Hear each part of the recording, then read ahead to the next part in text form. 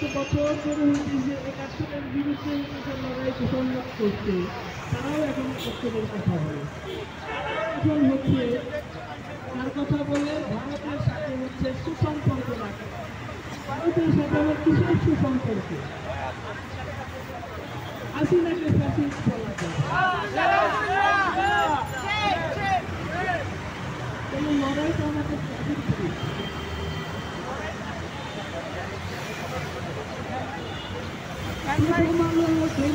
এগুলো একটা তুচ্ছ শক্তি।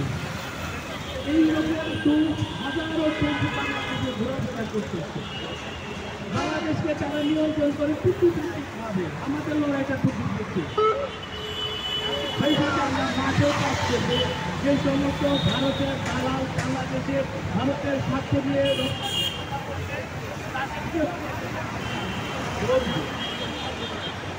এমন একটা লড়াই, যে লড়াইটা দীর্ঘমেয়াদী লড়াই। আমরা কেবল শুরু করেছি, আপনারা দলে দলে আসবেন। আমরা আগামীকাল গরু কিনব। যত ভাই ব্রাদার আছেন আপনারা গরু জবাই দিয়ে এবং হিন্দুত্ববাদের বিরুদ্ধে গরু জবাই করতে হবে। এই গরুর লড়াই দিয়ে হ্যাঁ, সমস্ত কিছুর বিরুদ্ধে গরু, এই গরু নিধনের বিরুদ্ধেই হবে। আমরা এই গরু নিধনই হবে আমাদের লড়াইয়ের মূল শক্তি। বলে আপনারা তৈরি হয়ে যান, আপনারা আরো হাজার হাজার চলে আসেন। এত কম শক্তি নিয়ে আমরা এদেরকে লড়াই করতে পারবো? এটা তুচ্ছ শক্তি। আমাদের পিছনে তারা দাঁড়ায় আছে, এই দালাল, এগুলো ওই দেশে ভাতের জন্য, রুটির জন্য দালালি করে।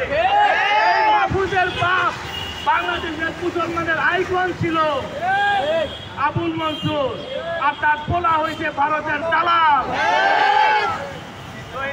এই দালালদেরকে শিক্ষা দেওয়ার জন্য আমরা যথেষ্ট। আমাদের আরো বড় লড়াই সামনে অপেক্ষা করছে। বাংলাদেশ ৫৬,০০০ বর্গ মাইলের দেশ না, এইটা একটা কনসেন্ট্রেশন ক্যাম্প। আমাদের পুরো পূর্বাঞ্চল বাংলাদেশে, এগুলো আপনারা মনে রাখবেন।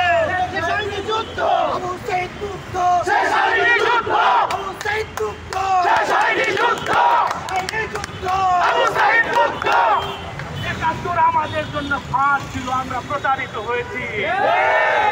৭১-এ আমাদেরকে যে যুদ্ধ করে ইন্ডিয়া আমাদেরকে কলোনি বানাইছে, এই সত্য আপনাদের জানতে হবে।